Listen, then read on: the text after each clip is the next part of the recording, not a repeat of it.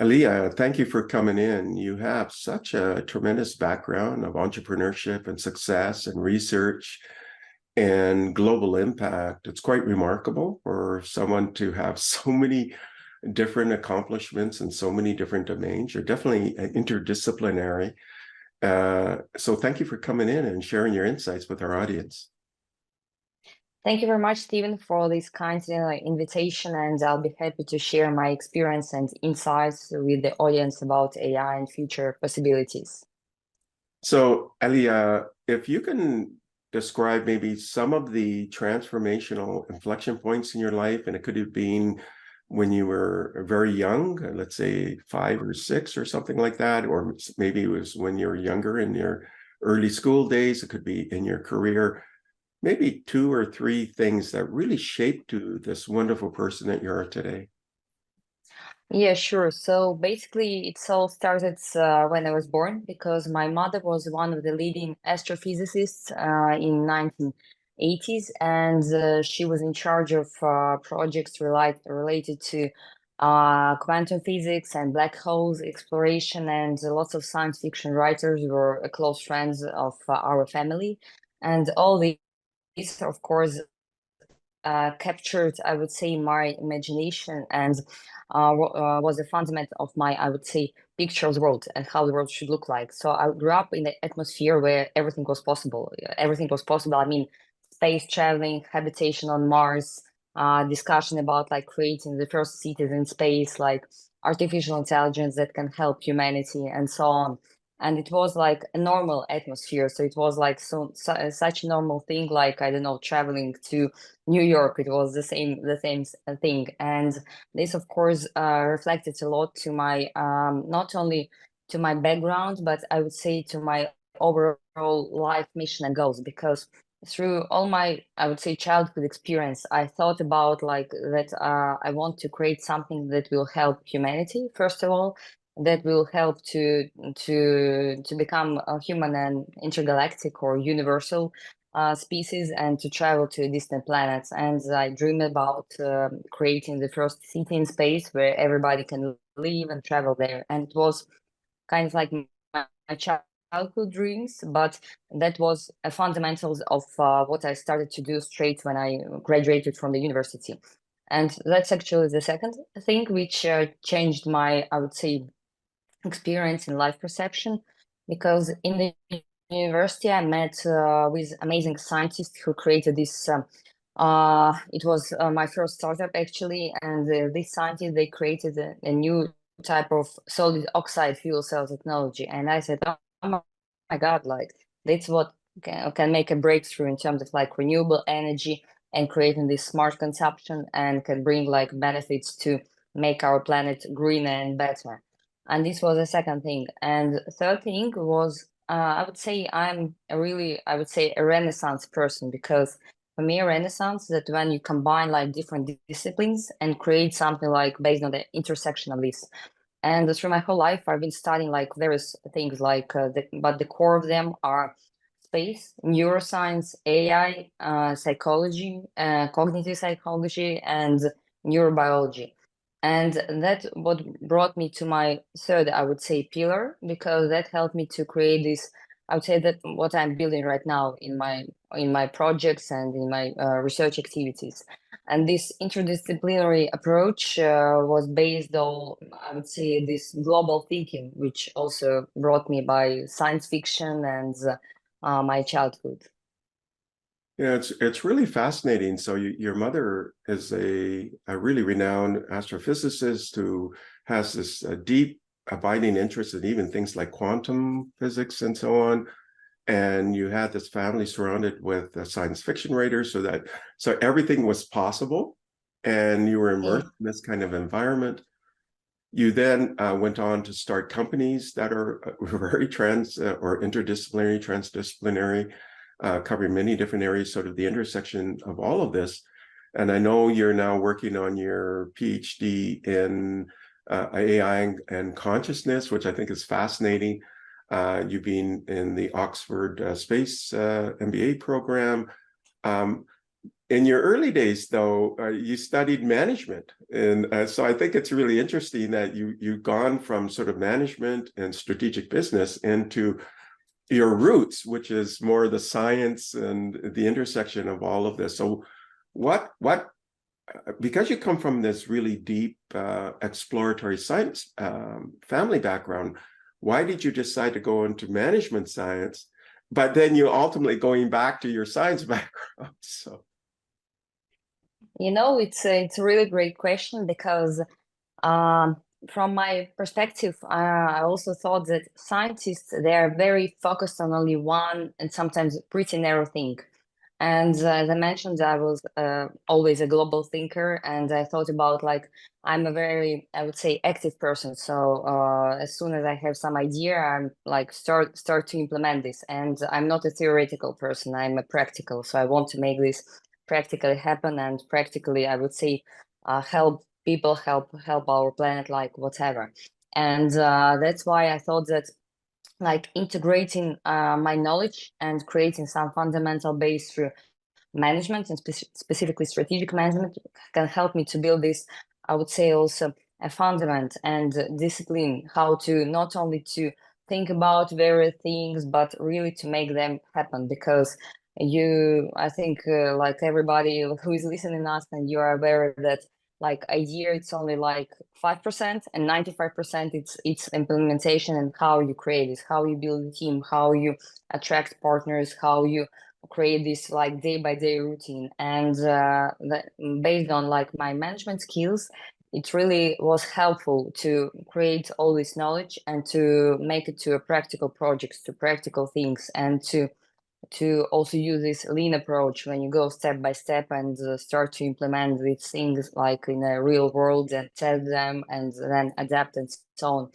And science, well, it's always nearby, so I continue to do it in a parallel with management. And I think that management is, I think it's really helpful even for young kids and teenagers. I have 3 kids of my own, and I know that it's really important, to train them this basic skill set like management can do, and the rest it will come. Yeah, I can see all of the foundational exposure that you had in the sciences would inspire you, but then you wanted to make it practical, and that's where you studied strategic management. And you have this sort of very deep entrepreneurial history. I mean, you headed up business development for MT Service, this telecommunications company, and you talked about just now that you founded this sustainable energy fuel cell company. In fact, you exited it, got sold, and then you founded another new types of industrial materials company, which you exited as well. And then so you got this series of entrepreneurial, combining the business with deep science, and then successfully running these companies and exiting these companies and so on. What would then be your recommendation of, there's so much research out there. How do you translate that research, and we call that translational research, into sustainable innovation and commercialize it? What's that step to do that? Because you've done it repeatedly. Well, I would say I have 2 types of systems. So the first type of the system, so I constantly, I would say the way my brain is organized, and I know how it's not trained skill. I would say it's some genetic, probably skill set that I'm always searching for something new in terms of like both technology approaches to create the technology, scientists that create, because I'm not an engineer myself. I'm rather like a businessman, visionary, architect, but I mean architect in terms of like technology, but I'm not an engineer. I'm not programming myself. But I have this sense that it's always important to be kind of like at the edge of technology. And it's a combination between intuition and practical tools. So in terms of like, I would explain more about practical tools first, and then switch to intuition. So about practical tools, like I'm doing kind of like a pipeline of different technologies, and I'm digging deep into for example, if I have some idea about, like, for example, that's how I started a 3D printer for a space construction company. I digged into the market, and I just like searched around like all the scientists and different approaches, what's going on, like their pros and cons, and in terms of like their practical implementation. And then I started to investigate what can be the first, I would say, specific use case, because of course, when you're working in the deep tech field, there is a really long-term delivery to the market and product implementation and like getting first revenue. And I'm trying to minimize this to really practical small steps and to create an MVP, or rather, I would say, a prototype of how we can work, or maybe to create something like not a huge, I would say, like artificial consciousness, for example, but something like really simple and understandable, which like everyone can try, can test, and can understand how it works. And then step by step to create a larger product, a larger prototype, maybe like sometimes even pivot a little bit based on the market needs. So I'm just like as a second step, I'm just after creating this prototype, it just really bringing this to the market, understand based on the knowledge of your audience, on their needs, on their problems, and I would say adjusting what you created, what you build as a small prototype to their needs, to their request, and just tailoring and polishing the product. And that step by step, so like going through a couple of these, I would say, integrative stages by managing your product with market needs, then creating the next prototype, the next one, and so on. And I'm always balancing inside the teams both technical approach and product approach. And one of the, I would say, key competences that I'm trying even to praise in technical team members and technical engineers is talk to customers, like talk to B2B clients, B2C clients, understand deeply their needs, and not just like sitting and programming or engineering something or creating something, but always trying to bring them to introduce to meetings with clients, because through this process, they started to integrate their technical skills and technical mindset with the product mindset. And I do believe that especially, specifically in deep tech projects, it's so important to create this product mindset straight from the beginning, straight from, I would say, zero, when you don't have any technology at all, you don't have any idea. Because only through this approach, you can deliver a product to a market, not just create some amazing and beautiful research, because I saw millions of these beautiful researches and amazing scientists, but their products and their ideas, I would say there are not even products, their ideas and research are really far from the market. But if you, I would say, fine tune it with this product mindset, you can have lots of deliverables from this research, and you can create like better products for humanity, because of course, like the majority of the amazing research in AI, in healthcare, in medicine, it can be really helpful for humanity, but you need to fine tune it. And my second approach, and I think it's really important to balance both of these, I would say this deep analytical approach and managing like product and technological stacks. I balance this through intuition, because I have a sense, I don't know the origin of it, but I'm really open here. I have a sense of future and technologies. And I started to notice this, it's over probably 15 years ago, when I started to think, oh, like autonomous vehicles, it can be a trend in the future. And through like 6, 7 years, it started to become a trend. So my personal perception is to manage both analytics about the market and my personal intuition, because I have a good sense for this. So I can see now this convergence that you do, and you've got to be very product centric. You got to talk to your potential customers or clients to make sure that it fits their needs. You keep modifying and adapting, and wonderful science is just wonderful science. It may not go anywhere, right? You have to be very solution focused and product focused, right? And solving some of the big problems and that people can readily identify with, and that's a natural skill for you. So you've done a lot. I mean, I encourage the audience to look at just kind of repeated it, finding innovation, understanding it, translating it into some kind of commercialization, understanding that product market fit, making sure that product market fit is really closely aligned, and therefore you get these repeated exits in your career, and really quite transformational technologies that you worked on. You're continuing to do that. So you talk about 3D printing and things like that in space, and you new alloys and fuel cells. It's just quite remarkable. What are you currently interested in? What is really fascinating for you? Or maybe what are 3 things that are really fascinating for you?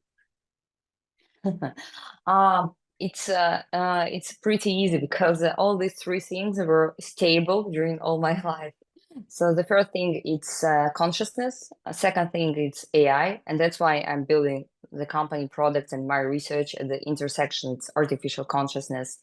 And third thing is space, and space I would say in a global way, and that's why I started all these projects in alloys, in fuel cells, in 3D printing, because they're all interconnected with space ideas. So, and of course, space is still like one of the key areas that interests me.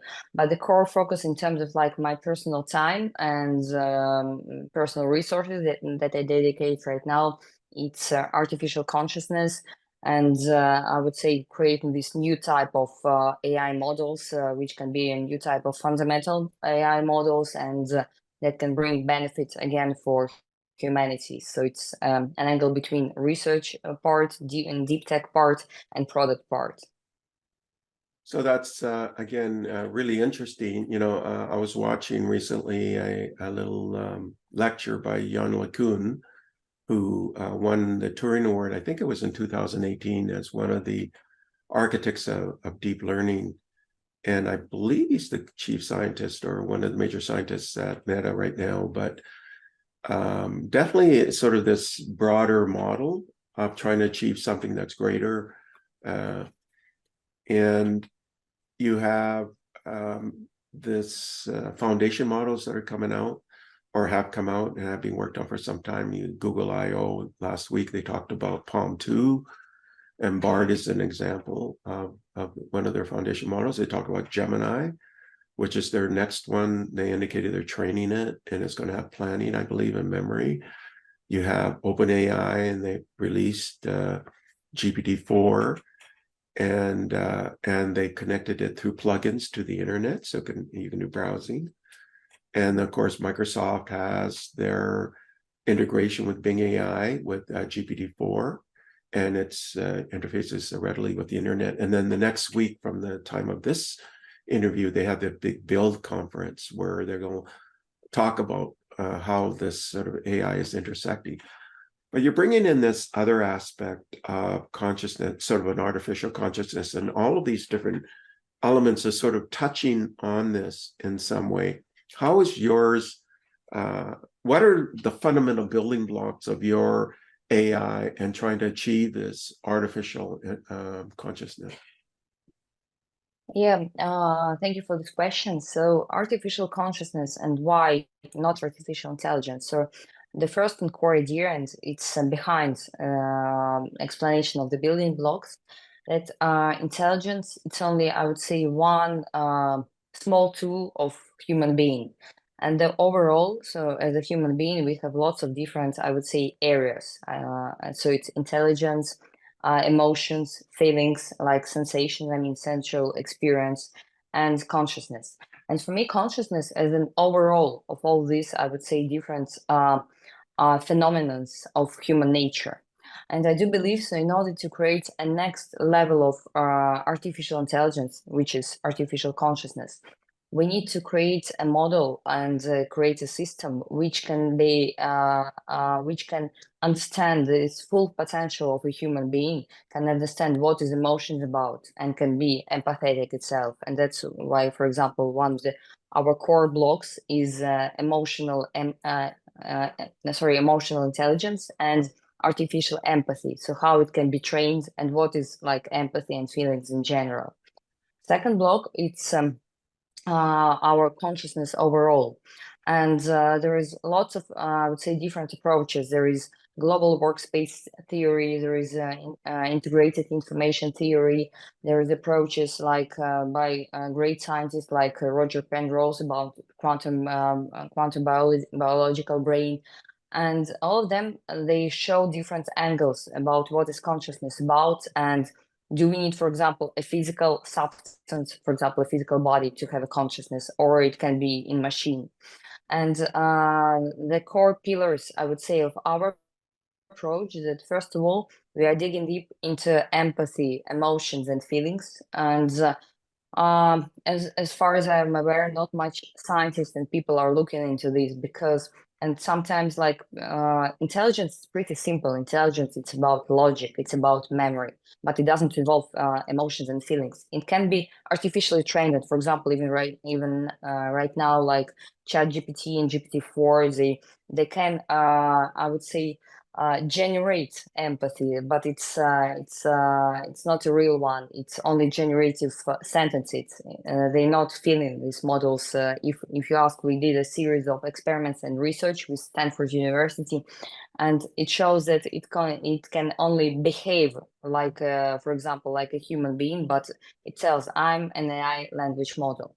So the first important block that we are investigating is empathy and emotions, and we already had a great results for this. For example, we trained a model to recognize different human emotions and to retrain, for example, like a small baby, because like small babies, they're training to looking at their like parents' emotions and expressions, and they're learning from this. So we are basically using this approach to create this architecture. Second really important block is neurobiology, because again, like it's consciousness, it's related both, I would say, to our brain as a physical structure and to our body. And in terms of like neurobiology of consciousness, so how it connected, I mean, the brain and the body. So what are the elements? What are the, I would say, neural architecture for these processes? How human behave, I would say, about self-aware. So what's the difference about, I would say, self-aware person and non-self-aware in terms of neurobiology? And third important block, it's cognitive psychology, cognitive sciences, and all the huge area about metacognition, theory of mind, and so on. So we are using these types of frameworks, and I would say, and these types of pillars for artificial consciousness. And we already created the architecture for this and currently experiment and doing various tests. And second important block, I believe that artificial consciousness should be based on new type of neural networks. So there is a lot of discussions about spiking neural networks, but what we are working on, it's, I would say again, it probably can be called a spiking neural network, but it's a new generation again of neural network. And the fourth important block, it's a hardware, because I believe that artificial consciousness should have a new types of neuromorphic architecture, and it should be also reflected in the hardware. So it's basically neuromorphic chips and using different photonics technologies, which we're also experimenting right now. And artificial consciousness, so why we need this, and why I put so much stress on it? So first of all, like my personal concept is AI safety and AI for good. And there are lots of discussions we've seen recently about that AI can destroy our world and so on, and like that it will destroy humanity. And I believe that when we create artificial consciousness with empathy and feelings, it will deeply understand human being, and it won't ruin humanity. It will help humanity because it will understand what is the human nature about. And that's the core, I would say, idea about creating AI for good and safe AI. And a second important thing, that artificial consciousness, it can solve much more complex tasks than just artificial intelligence. For example, like ChatGPT can generate you, I don't know, reply to an email, post for LinkedIn profile, but it can't solve complex tasks. I would say, for example, create a new type of medicine to cure cancer, or it can't create a new type of 3D printer, some strong engineering solution to build a new type of engine to fly, for example, to distant planets. And for this, we need imagination and consciousness. and possibilities to strategize and behave like a human being. So that's the core and fundamental of artificial consciousness concept and my personal approach to this. So that's really interesting. So you're looking at a new kind of neural network structure from an algorithmic standpoint, beyond the spiking neural networks and so on. You're looking at neuromorphic hardware in silicon or maybe some other substrate, based on some of the foundational work already in neuromorphic chips, but you're going further using photonic technology, and there's already the ability to embed this into chips. Photonic waveguides and things like that can be put into chips. So you're looking at that and looking at this idea of an embodiment, because there's this connection between what's in our neurocircuits in our body. So the embodiment aspect has some kind of connection. And you're investigating the different theories of the mind. And you talked about global workspace, information integration theory. You talked about this sort of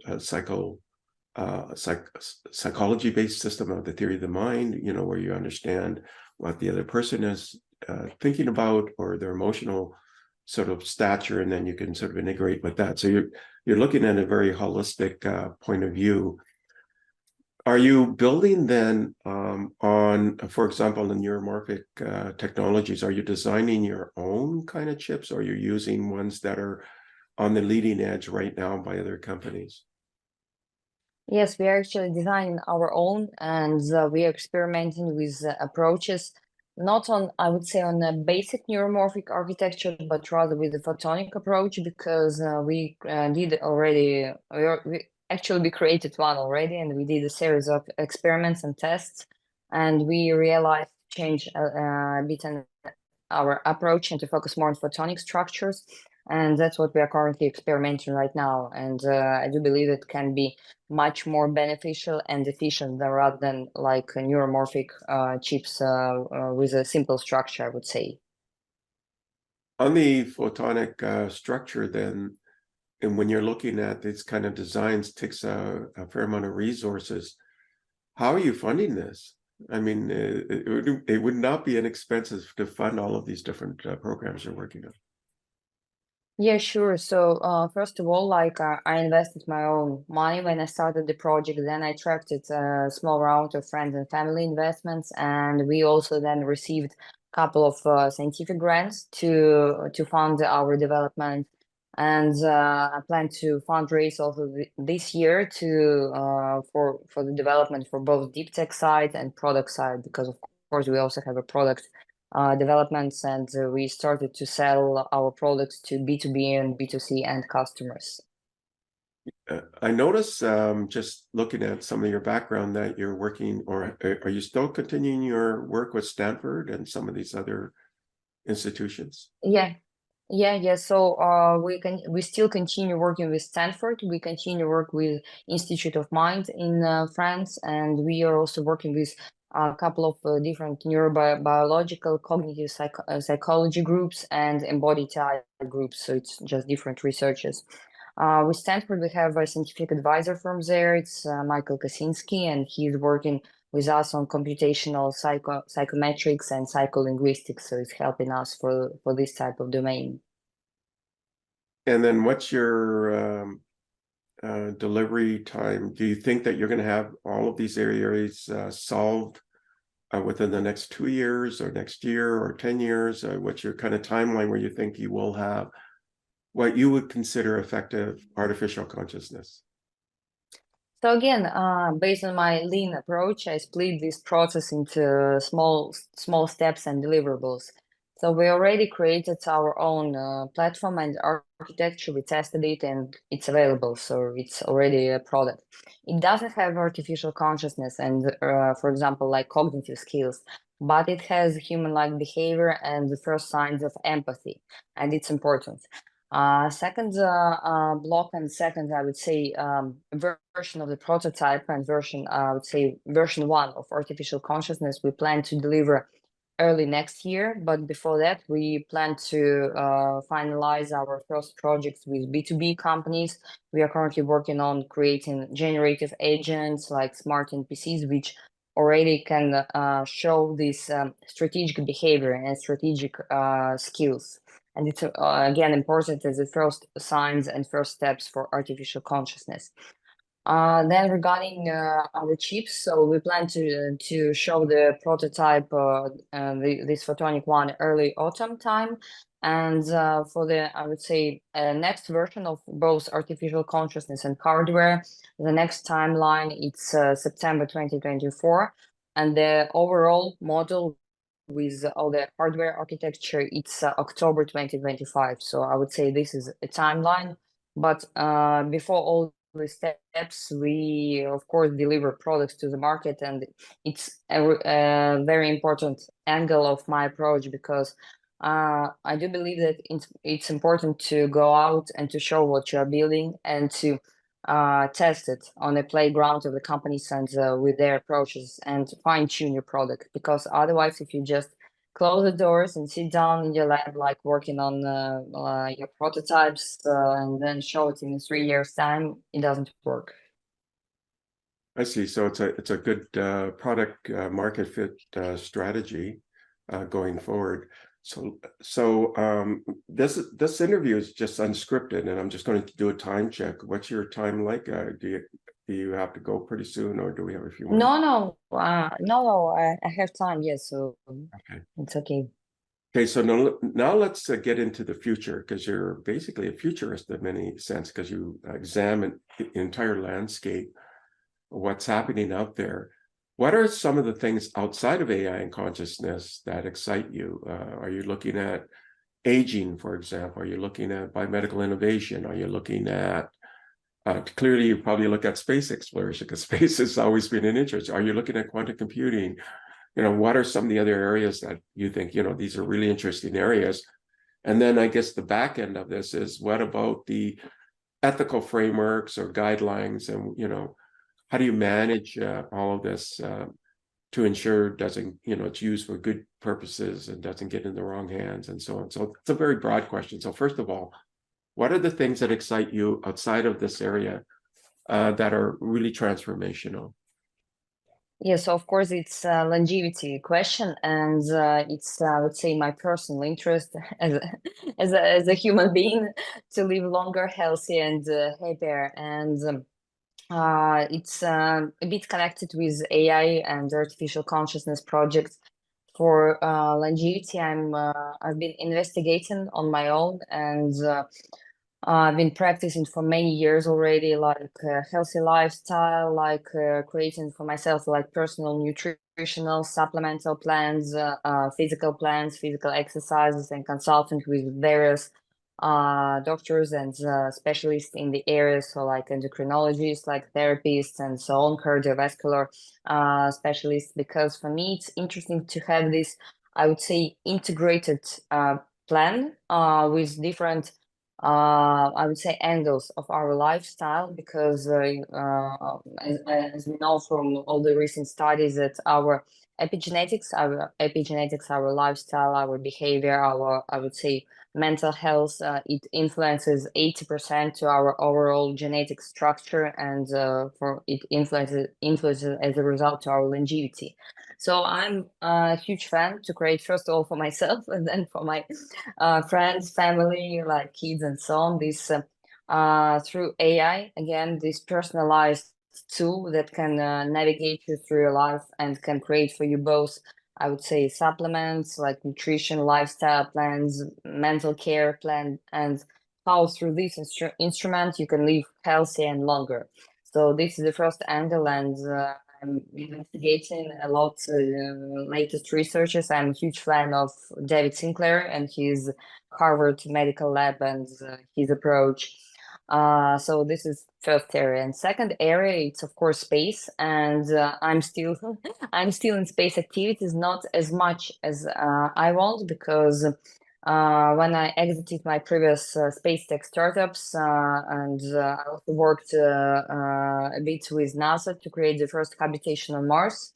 I started to create the Cosmos Center because when I created these startups and when I met with different scientists and engineers and space tech startups in the area, I found out that there is a lack of space of one, I would say, center where we can provide infrastructure for space tech startups and where we can provide both, I would say, in edutainment format to explain and to show what is space and what is our future there for general audience, for general public. And that's how I started the project of the Cosmos Center. It's now at the stage of the development, and we have two land options, one in Los Angeles and one in Middle East, and we are currently exploring potential partners and the stages to develop this and to build this, because we already created their architectural concept, multimedia edutainment concept, and through this project, I want to bring inspiration to people, to humanity, to general audience about space, and to provide a playground and a test ground for space tech startups and engineers, because space is a specific sector where only in a I would say combination of approaches, forces, and skills you can create disruptive technologies and can make a really disruptive things. So space too. And answering the second question about ethical issues. So for our AI platform, we created, I would say, it's a declaration. So it's a state of over 600 different parameters for AI architecture, AI model, what it can do and what it can't do. It's pretty similar to Isaac Asimov robotic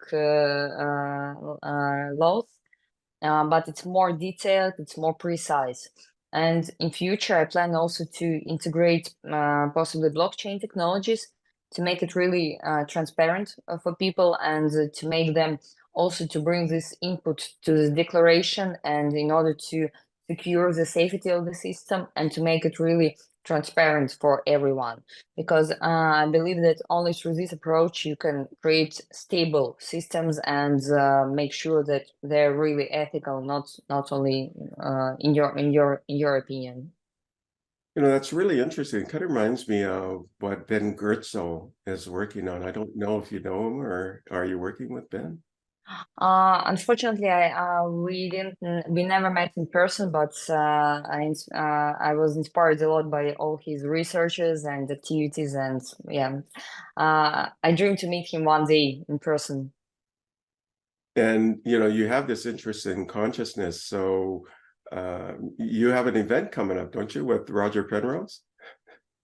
I plan to participate together with him next week in the Science of Consciousness conference in Taormina, Sicily. So, and will be at one, I would say, panel discussion. Sounds really fascinating. Have you stretched into things like quantum science? I mean, your mother was a astrophysicist, but she had an interest in quantum science. So do you follow that passion, or is that something you just don't have time for now?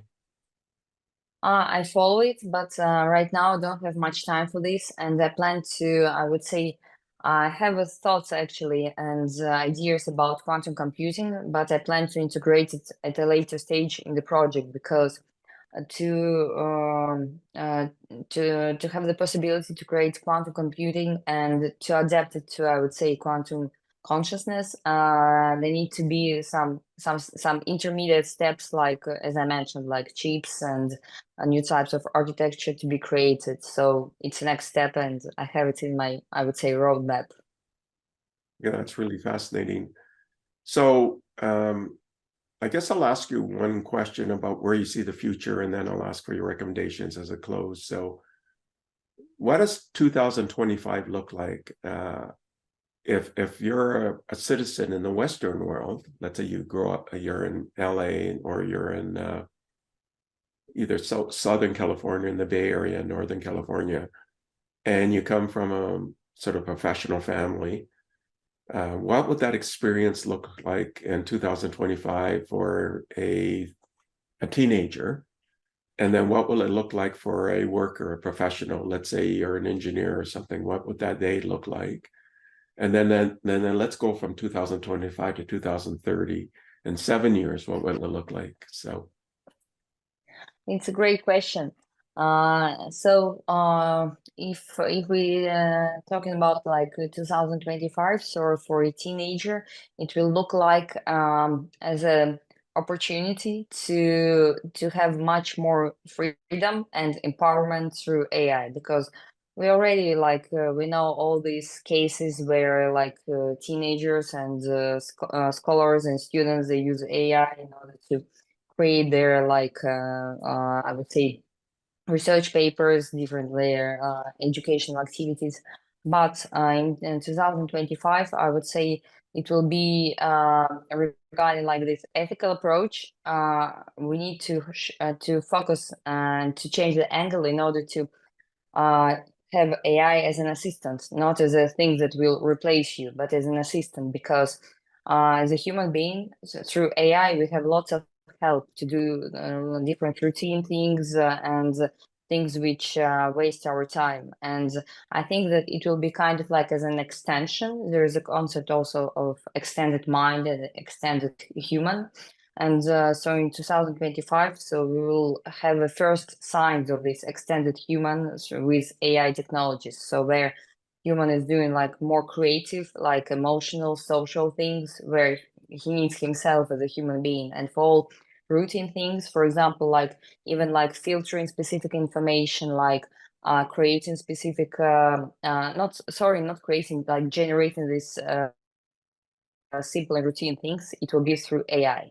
And for all these other creative and emotional things, it will be a human being and he will have much more freedom. But we also need to explain the society of how it can work and what which benefits AI can bring and how to use it properly and how to be this new version of extended human. And this is also applicable to a worker. And I would say in 2025, and we are actually testing one of these solutions right now. So for example, for an engineer, AI can be as a helpful tool in order again to calculate, to do some type of analytics and routine things. And an engineer will have more freedom and opportunity to create, to play with the technologies and to create better, faster, and much more efficient in terms of like timeline and deliverables.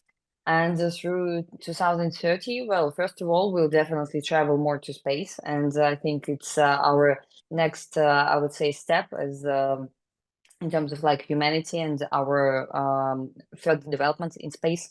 And we'll have artificial consciousness to help with strong problems of humanity, like climate change and healthcare, because they're like the core, I would say, and also that we need to focus on right now and to use artificial consciousness and possibly even train these teenagers and workers to how to integrate themselves with this artificial consciousness to solve these complex things and issues like healthcare and again like creating, for example, new types of sustainable energy and engines. yeah, and do you think aging will be solved by 2030? I hope so, and it's my personal, it's my personal goal. It's I have a huge interest in this, and but I would say not aging only, but also how to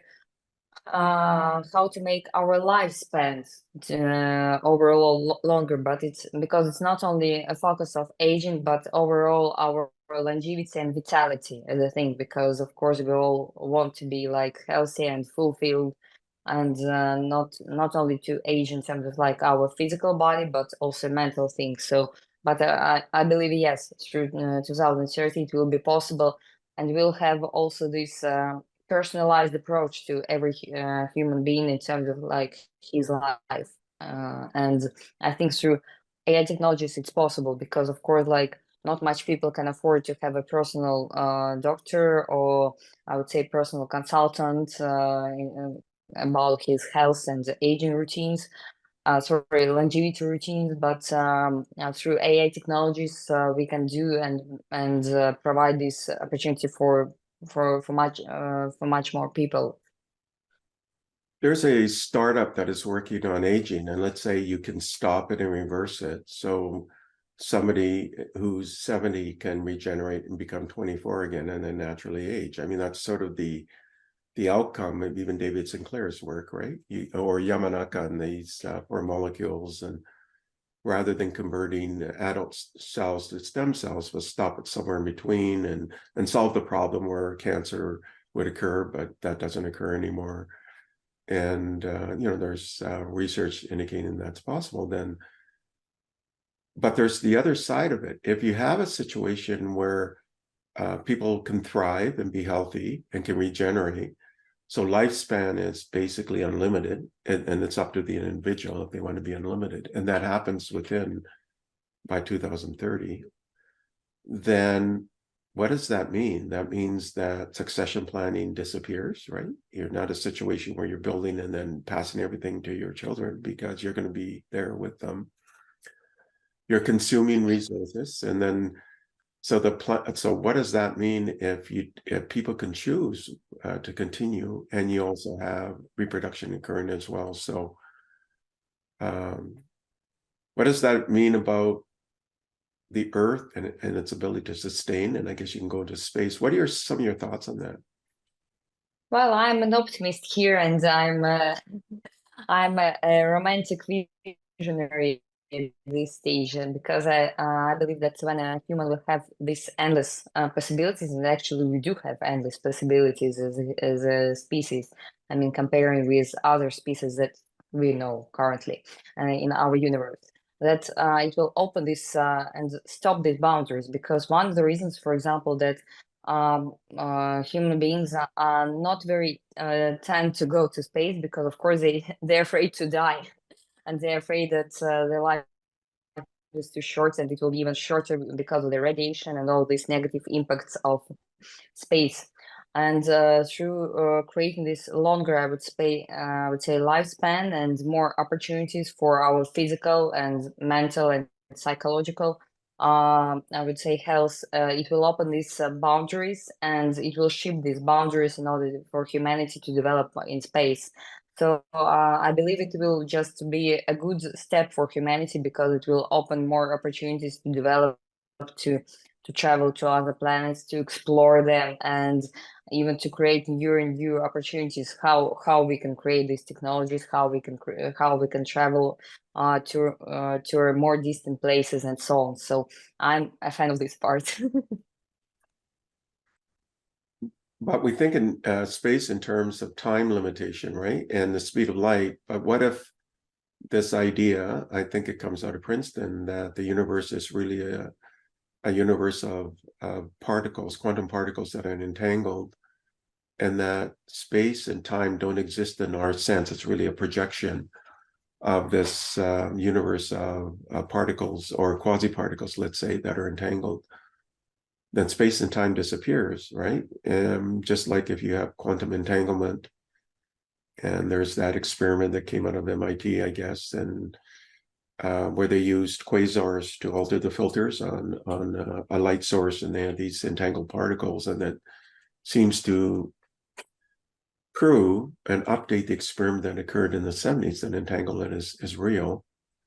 So if entanglement is real, and you have this no limitation in terms of distance, and then you get to this fabric of everything is really these quantum particles or quantum wave particles, which are entangled, and then space and time don't exist, but it's just an illusion or a hologram. Then what does that mean? Or do you think of that? Well, it's there are lots of concepts about hallucinations of our minds, that all that we perceive is just our hallucination. And of course, it can be an approach that we are in some kind of like simulation, and that was created by another simulation, that was created by another simulation, and a huge game. And from this, I would say a combination between the movie Matrix and Buddhism perspective, because it's it's an intersection of these two domains. Well, in this sense, we can just sit sit and do nothing. But from other side, well, it's also a good result if we just found out that it's all just a hallucination and prove this scientifically. It's also a good result.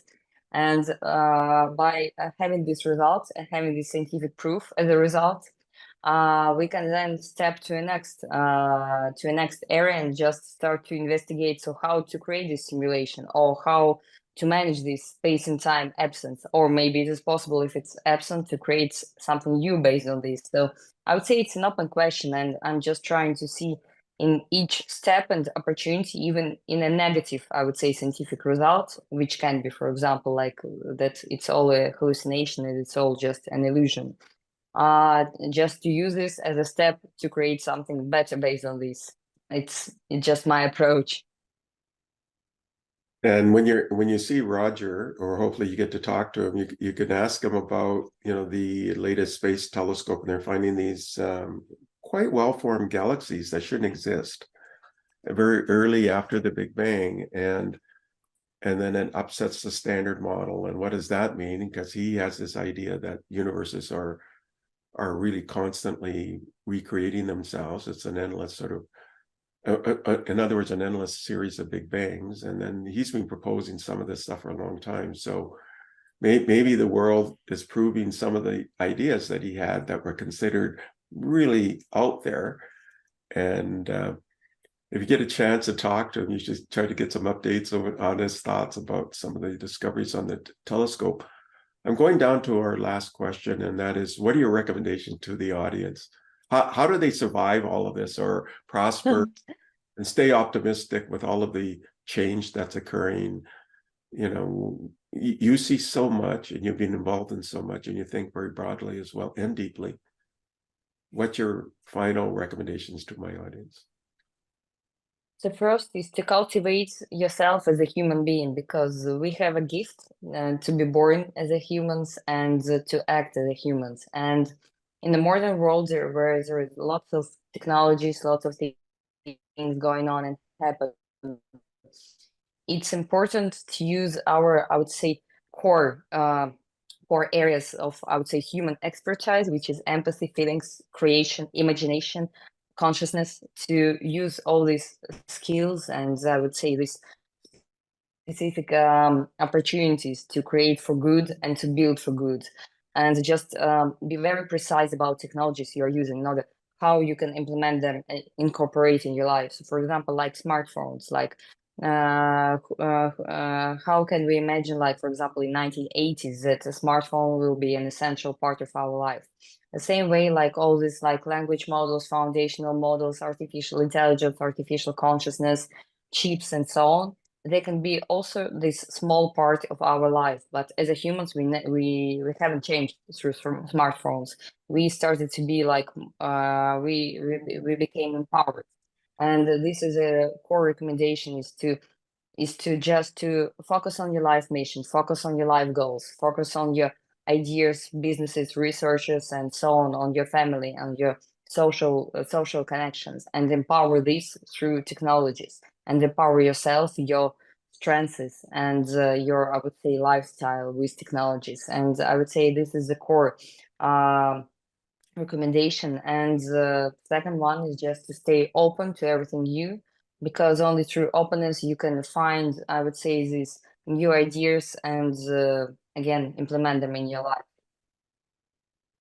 Aliya, thank you for coming in. Placebo, you do so much. You are very transformational. You're very impactful as well, and you're making so many different global contributions. And I really enjoyed our time sharing today, and thank you for sharing and giving so much to my audience.